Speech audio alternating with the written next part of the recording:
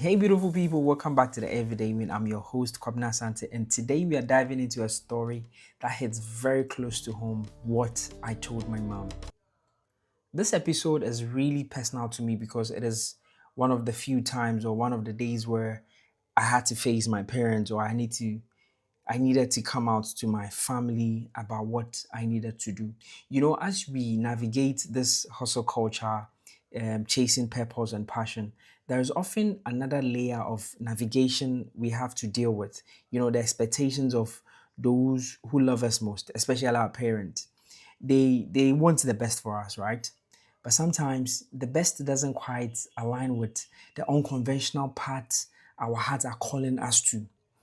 For a very long time, my career path looked like I was playing a game of musical chairs. You know that one you jump from here to here. Yes, that was how I was jumping from job to job, always searching for the right fit. I could land a new role today, feel excited for a few months, and then within 6 months later, poof, that magic is gone. I don't even feel like working there anymore. So my mom used to complain about that. She was very worried and very concerned. Every time I left a job, I almost felt that she could say something to me. She just wanted me to settle, to find stability, to find, a predictable future. The longest I've actually worked for a job is like 2 years. And that 2 years was like a marathon for me. But even after that, I knew deep within that it still wasn't it. So I had to quit again. And in that moment, I found myself back home trying to figure things out. No job, no steady income. Charlie, I was really broke within that thing. I think it was 3 years ago. I was really broke, to be honest with you. My mom was literally feeding me, ensuring that I had 3 square meals in a day because I couldn't even afford one myself. That was a humbling period for me, like a real messy middle for me. But it was in that quiet, reflective, and slightly desperate time that something truly unexpected began to bloom. That was when I found the love to do massage or to learn how to do this massage therapy. But how do you tell your Ghanaian parents that a graduate with a BSc in computer science that her son or their son is now doing massage? He's just pressing women. The story was very, very hard to tell.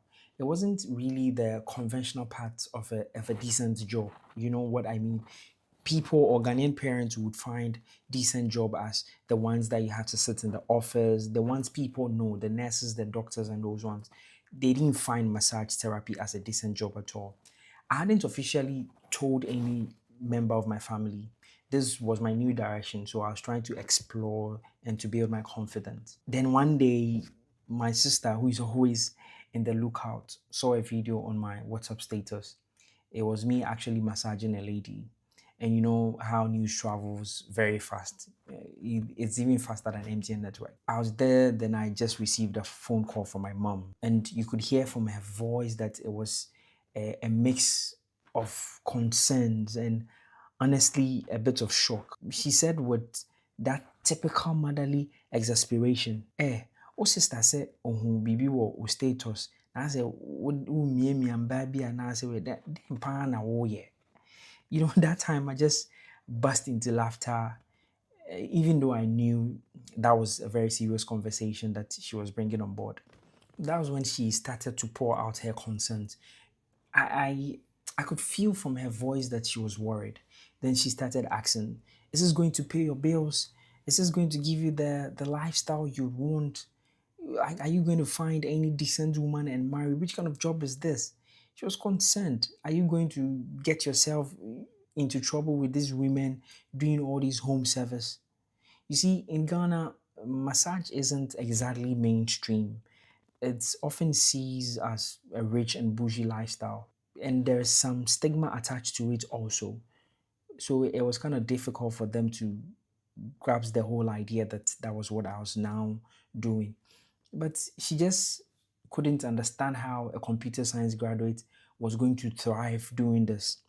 She wanted clarity, she wanted security, and frankly, she wanted me to be safe and sound. And in that moment, as she laid out all her worries, I knew I had a choice. I could try to explain endlessly, or I could just affirm my truth. I just stayed on the phone for a bit of time, and with all convictions in my heart, I told her, Mommy, this is my newfound love. I am not ready to lose her for anything else. I'm determined to make it work. And don't worry, I will not get myself into trouble. And that, my friend, that was the everyday win. It wasn't about, convincing her in that moment. It was about standing firm in my truth, in my passion, even when it didn't make sense to those I love the most. Even till date, people still can't find sense in what I am doing. It was about choosing my path, not just because it felt good, but because I felt I was called to do it, even if it was unconventional. You know, it was about trusting my gut and ultimately trusting God's leading, even if the job description didn't fit society's box, because they know that massage therapy stigma is always attached to it. The win wasn't her immediate acceptance that came later. Slowly, as she saw that the dedication and progress was ongoing, the win was, the courage that I was able to speak my truth, to declare my intentions, and to commit, to making my newfound love, which is my massage business, my life's work. No matter how messy or misunderstood it seemed at the beginning, it was about choosing authenticity over expectations. And that kind of choice, that kind of personal conviction is a powerful everyday win. Thank you for letting me share this very personal story about what I told my mom today on the everyday win. I hope it encourages you to stand firm in your own unique path. Until next time, keep winning, keep shining, and remember, bless.